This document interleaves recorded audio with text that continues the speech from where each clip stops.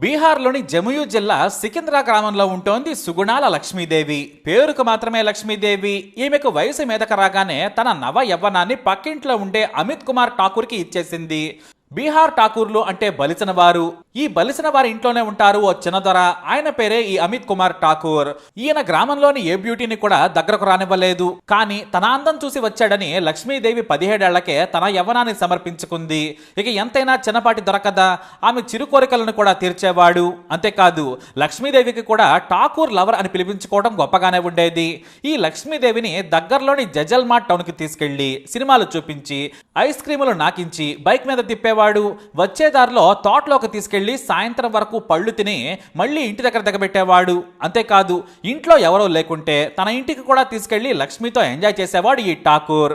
ఇంకా పెళ్లి కాలేదు, వయసేమో 28 ఏళ్లు. అయినా సరే పెళ్లి మాత్రం చేసుకోకుండా ఊళ్ళోని ఆడపిల్లల అందాలను ఆస్వాదిస్తూ ఉంటాడు ఈ చిన్నదొర. కానీ ఫిగర్ నచ్చిందో మరేంటో కానీ లక్ష్మితో మాత్రం విపరీతంగా కామం తీర్చుకునేవాడు. ఇక ఇక్కడ ఇంకో విషయం కూడా ఉంది. అతని స్టేటస్ కు తనను పెళ్లి చేసుకోవడని ఈ లక్ష్మికి కూడా తెలుసు. ముందే ఇలాంటి వ్యవహారాలు పెట్టుకోవద్దని క్లారిటీ కూడా ఇచ్చాడు. ఇటు ఠాకూర్ కూడా ఎంజాయ్ చేసేవాడు. ఆమెకు అతను నచ్చాడు, అతనికి ఆమె నచ్చింది. గ్రామంలో వీరిద్దరూ ప్రేమ పక్షుల్లా తిరిగేవారు. కానీ వారిని లవర్స్ అని మాత్రం ఎవ్వరూ అనేవారు కాదు. ఎందుకంటే ఠాకూర్ సాబుకు నచ్చింది, ఎంజాయ్ చేస్తున్నాడు అంతే అనుకునేవారు. ఇక లక్ష్మి తోటి వారైతే గొప్పింటి లవర్ను పట్టేశావుగా అని పొగిడేవారు. అక్రమ బంధాల్లో కూడా అదో తుత్తనమాట. ఇలా 4 ఏళ్లు బేపచ్చంగా ఎంజాయ్ చేసేశారు.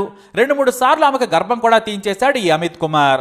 మరోవైపు లక్ష్మి తల్లిదండ్రులకు తెలిసినా కూడా కూతురుకు వద్దని మాత్రమే వారించేవారు. కానీ అమిత్ కుమార్ ఇంటికి వస్తే మాత్రం దండం పెట్టి మరీ దూరంగా నిలబడేవారు.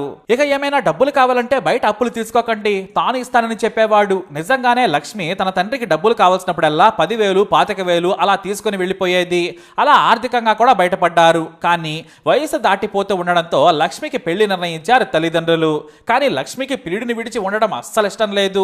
అలాని అతను తనను పెళ్లి చేసుకోడు. వారి బంధం కేవలం 4 గోడల మధ్య వరకే. అందుకే ఠాకూర్ కూడా మంచి సంబంధం వస్తే చేసుకో, మనం మాత్రం కలిసే ఉందాం, నీకు కంగారేం అక్కర్లేదు, నీకు తోడుగా ఉంటానని చెప్పుకొచ్చాడు. దీంతో లక్ష్మి సరేనని పెళ్లికి ఒప్పుకుంది. ఈ లక్ష్మీదేవికి సికింద్రా ప్రాంతానికి చెందిన రాజ్ కుమార్ తో పెళ్లి నిశ్చయమైంది. పెళ్లి కూడా 6 నెలల తర్వాతే జరిగిపోయింది.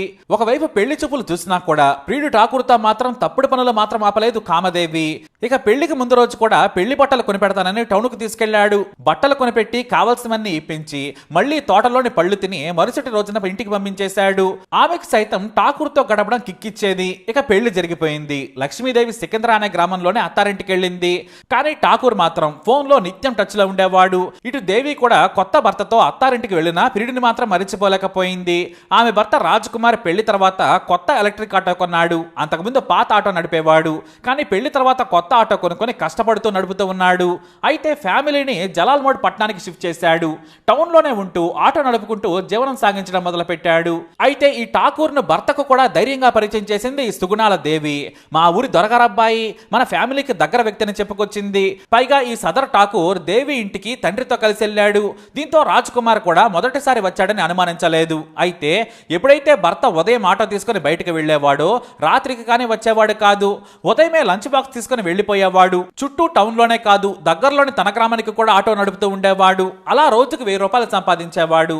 లైఫ్ బాగా సాగుతోంది. కానీ ఎటొచ్చి దేవి మాత్రం భర్త వెళ్ళగానే ప్రియుడిని పిలిపించుకొని ఎంజాయ్ చేసేది. రాత్రి సమయంలో భర్తతో, పగలు ప్రియుడితో ఎంజాయ్ చేసేది. అయితే ఈ సుగుణాల దేవి ప్రవర్తన భర్త రాజ్ కుమార్ కు అనుమానం కలిగేలా చేసింది. నిత్యం ఫోన్లో ఉండడంతో పాటు తన ఇంటికి ఎవరో వచ్చి వెళుతున్నారని అనుమానించాడు. దీంతో నిఘా పెట్టాడు. తాను ఈ రోజు రాత్రి 10 గంటల వరకు రానని చెప్పి బయటికెళ్ళాడు. అయితే ఆటోను దూరంగా పరుకు చేసి తన ఇంటిపై కన్నేశాడు. సరిగ్గా 2 గంటల తర్వాత ఠాకూర్ వారింటికి వచ్చాడు. ఇంటి తలుపు కొట్టగానే ప్రియుడిని నవ్వుతూ ఇన్వైట్ చేసింది. అది చూసిన భర్త రాజ్ కుమార్ కు గుండె జారినంత పనైంది. దీంతో 10 నిమిషాల తర్వాత వెళ్లి వెనుక వైపు ఉన్న కిటికీ నుంచి చూశాడు. కిచెన్ లో నుంచి చూస్తే బ్రీడి ఒళ్ళో కూర్చొని ఎంజాయ్ చేస్తోంది భార్య. కోపం ఆపుకోలేక వెళ్లి తలుపు కొట్టాడు. కంగారు లేకుండానే భార్య తలుపు తీసింది. ఇతనెందుకు మన ఇంట్లో ఉన్నాడని నిలదీశాడు రాజ్ కుమార్. మా ఊరతనే, నీకు తెలుసు కదా అని చాలా కూల్ గా చెప్పింది సుగుణాల దేవి. ఇద్దరూ రంకు వ్యవహారం నడుపుతున్నారా అని భార్య మీద చేయి చేసుకుని ఠాకూర్ ని ఎగిరి తన్నాడు. గల్లా పట్టుకుని బయటకు లాక్కొస్తుంటే నా చొక్కానే పట్టుకుంటావా అని దొరకు కోపం వచ్చేసింది. కానీ కోపంలో ఉన్న యంగ్ రాజ్కుమార్ చెప్పు తీసుకుని కొట్టాడు. దీంతో ఠాకూర్ పరువు పోతుందని బయటకు వచ్చి బుల్లెట్ ఎక్కి తుర్రుమని పారిపోయాడు. అంతేకాదు భార్యను చితక్కొట్టి ఉండాలంటే నాతో ఉండు లేదా ఇప్పుడే వెళ్ళిపోమని ఆర్డర్ వేశాడు. కానీ దేవి మాత్రం నేనే తప్పు చేయలేదు నిప్పని ఏడుస్తూ చెప్పింది. కానీ వెండి తెరపై దేహం తాకింది సినిమా చూసిన తర్వాత రాజ్కుమార్ ఎందుకు నమ్ముతాడు? చివరకు 4 తన్ని ఇంట్లో కూర్చోబెట్టాడు. ఆ తర్వాత వరుసగా వారం పాటు ఆటో పనికి వెళ్లలేదు. దేవి ఫోన్ తీసుకుని సిమ్ తీసి బయట విసిరేశాడు. ఇక దేవి అయితే తన భర్తపై రగిలిపోయింది. తన ప్రియుడిని దూరం చేశాడనేది ఆమె బాధ. మరోవైపు తనను హీనంగా కొట్టి ఇంట్లో నుంచి బయటకు తన్ని తరిమేశాడని రాజ్కుమార్ పై పగ పెంచుకున్నాడు చిన్నదొర. తన ప్రియురాలిని దూరం చేసిన రాజ్కుమార్ ను చంపుతానని ఇంటికి తన పని మనిషిని కరెంటు బిల్లు వంకతో పంపించాడు. కూరగాయల మార్కెట్కి రమ్మన్నాడు. ఇక దేవి కూడా ఎలాగో అలా అక్కడికి వచ్చింది. అక్కడ అసలు విషయం చెప్పాడు ఠాకూర్. నేను నీ మొగుడిని చంపేస్తానని చెప్పాడు. నువ్వు నా మొగుడిని చంపితే నాకు సంతోషమే, నువ్వు నన్ను బాగా చూసుకుంటావని నాకు నమ్మకం ఉందని చెప్పింది దేవి.